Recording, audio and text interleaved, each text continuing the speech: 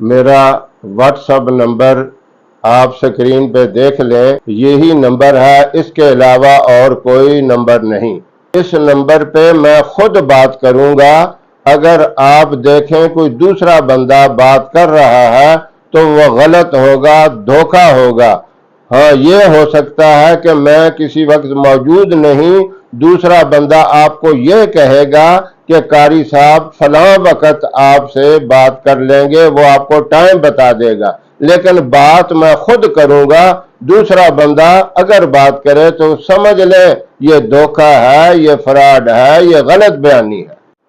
آپ اس نمبر پہ روحانی علاج کے لیے، جادو، جنات یا کسی قسم کی گھر کے اندر پریشانی ہے، اس کے لیے آپ رابطہ کر سکتے ہیں۔ ہم استخارہ کر کے، اللہ سے مشورہ کر کے آپ کو اس کا